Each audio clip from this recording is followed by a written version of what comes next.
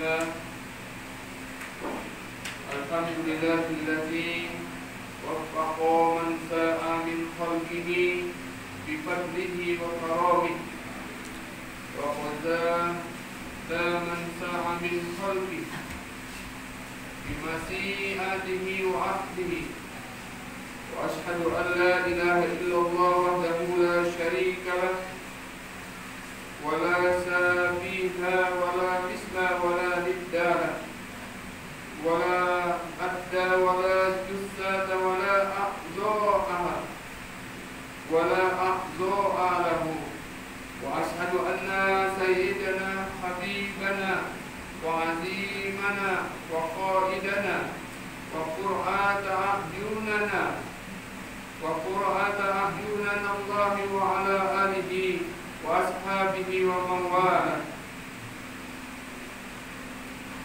Allahumma salli wa sallim wa barik ala sayyidina Muhammad ibn Abdillah wa ala alihi wa ashabihi wa man wala wa man tabi'ahu bi ihsan ila yaumil qiyamah. Wala hawla wala quwwata illa billah. Amma ba'd. Wa inni usikum wa nafsi bittaqwallahil alimul azim qadil fi muhkam kitabih. Hafizu ala salawati was salata wusta wa qumu lillahi qanitin. Ittaqullah haqqa tuqatih wa la tamutunna illa wa antum muslimun. Ma'asyiral muslimin jamaah Jumat rahimahumullah.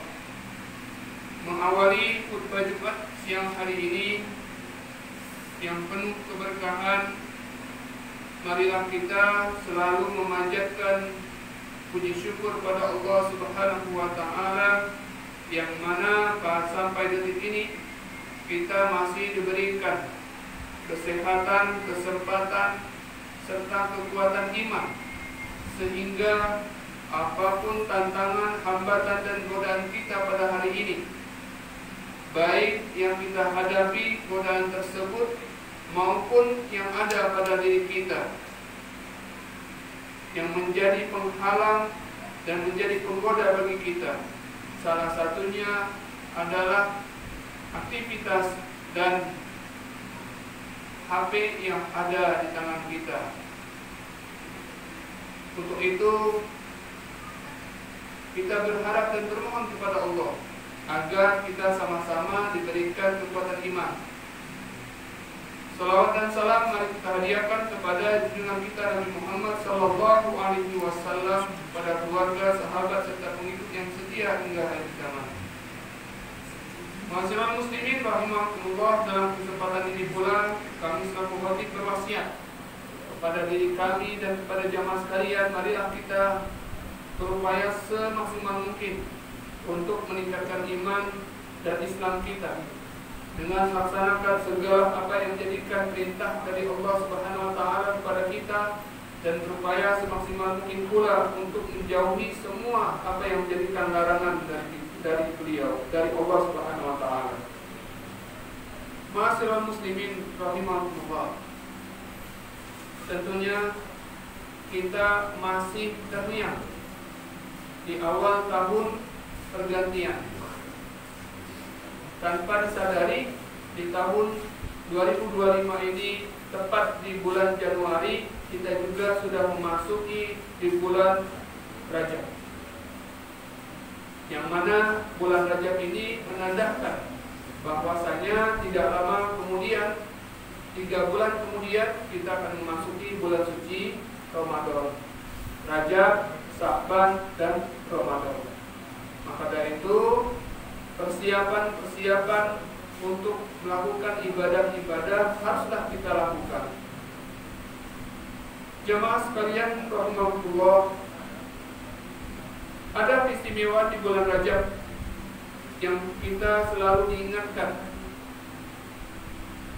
baik diinformasikan dari sekolah, diinformasikan dari majelis-majelis taklim ataupun dimanapun kita mendapatkan informasi bahwasanya di bulan Rajab ada satu peristiwa yang kita harus kenang, yaitu adalah Isra dan Mi'raj Nabi Muhammad SAW, yang mana pada intinya kegiatan atau peristiwa Isra Mi'raj itu adalah tentang sholat.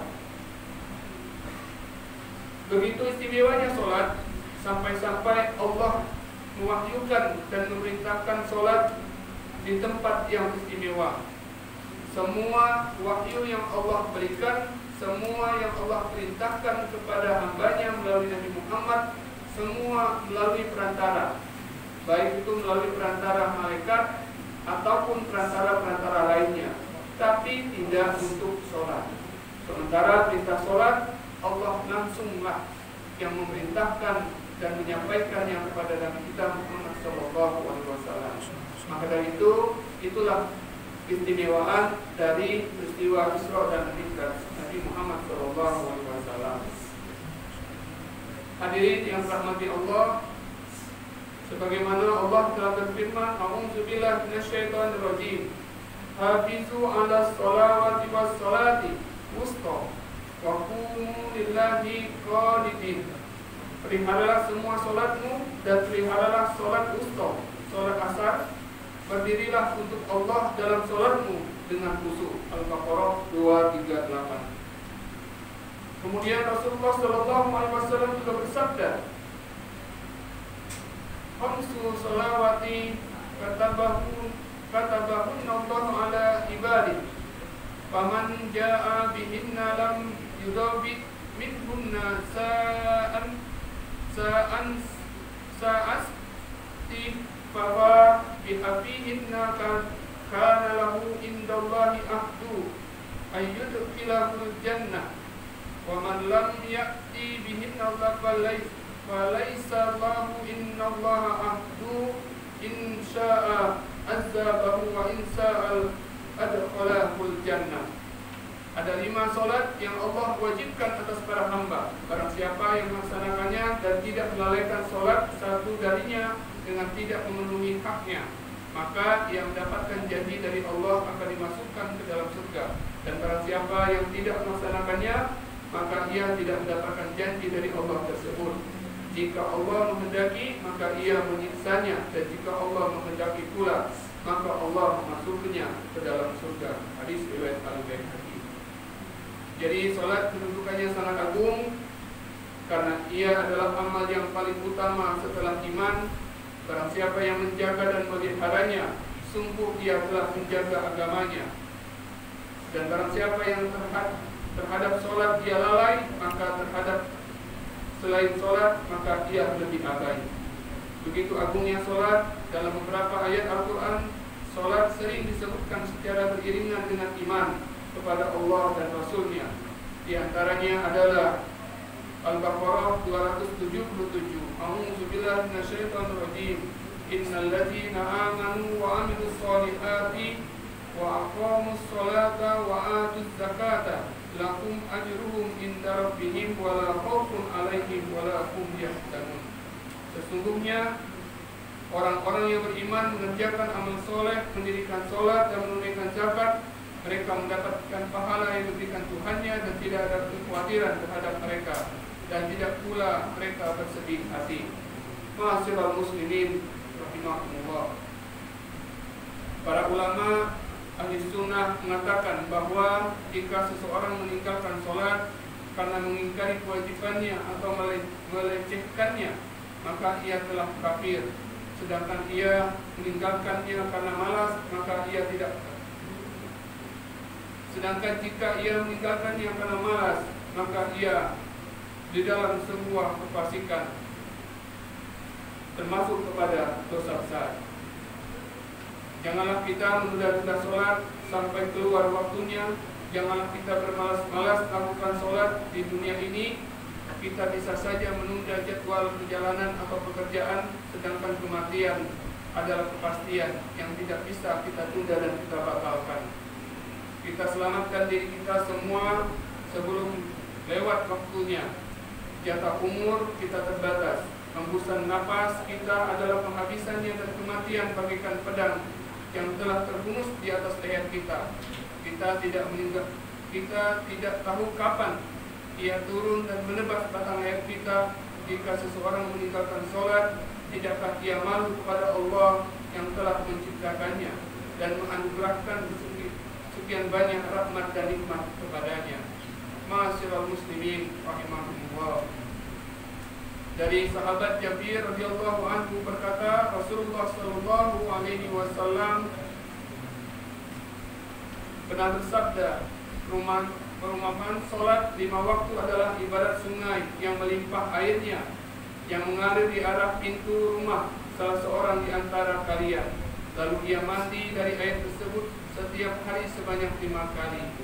Hadis riwayat Muslim.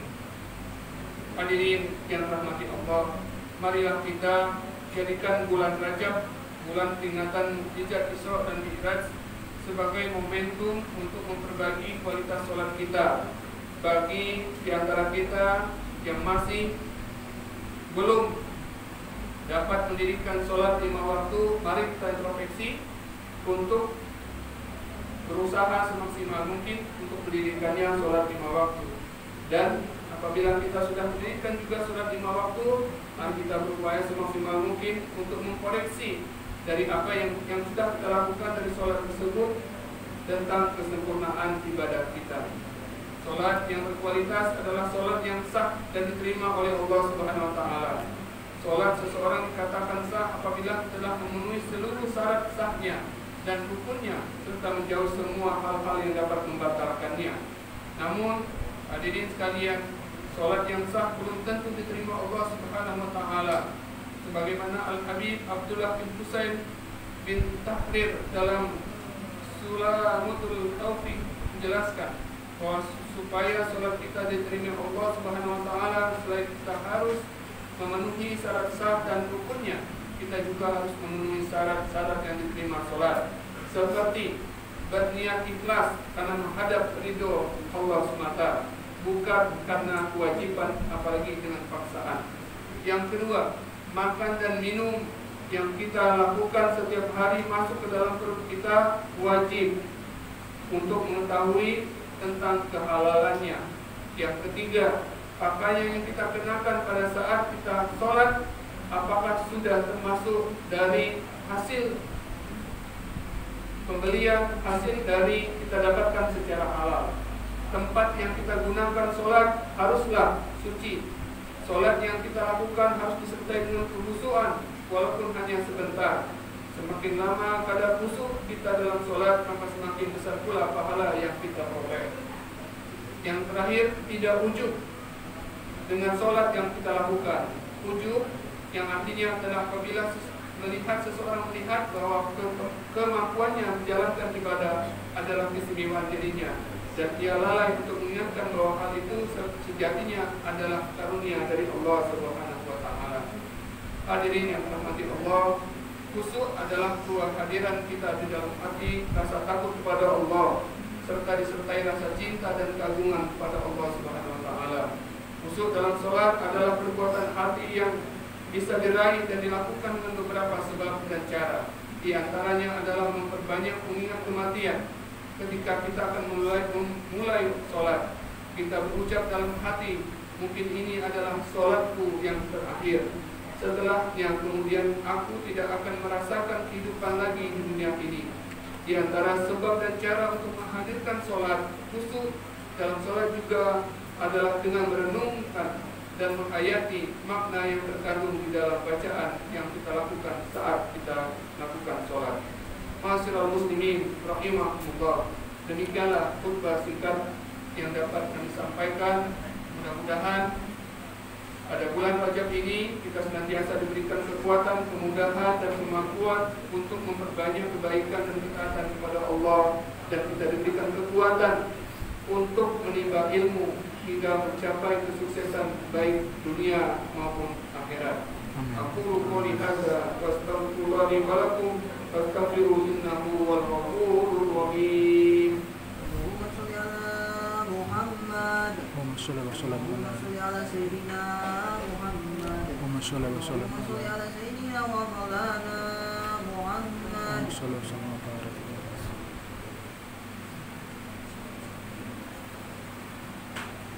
Alhamdulillahi wa kafa wa usallim ala sayyidina Muhammadin Mustafa wa ala alihi wa ashabihi ahdi wafa wa ashhadu an la ilaha illallah wa la syarika lah wa ashhadu anna sayyidina Muhammadan abduhu wa rasuluh amma ba'du fa ya ayyuhal muslimun usikum wa nafsi bittaqullah adil azim wa'lamu anna Allah amarakum bi amrin azim amarakum bis salati was salam ala nabiyyil karim wa qala inna Allaha wa malaikatahu yusalluna 'alan nabi ya ayyuhalladzina amanu sallu 'alaihi wa sallimu taslima Allahumma shalli 'ala sayyidina Muhammadin wa 'ala alihi sayyidina Muhammad kama shallaita 'ala sayyidina Ibrahim wa 'ala ali sayyidina Ibrahim وبارك على سيدنا محمد وعلى آل سيدنا محمد كما باركت على سيدنا إبراهيم وعلى آل سيدنا إبراهيم في العالمين إنك حميد مجيد.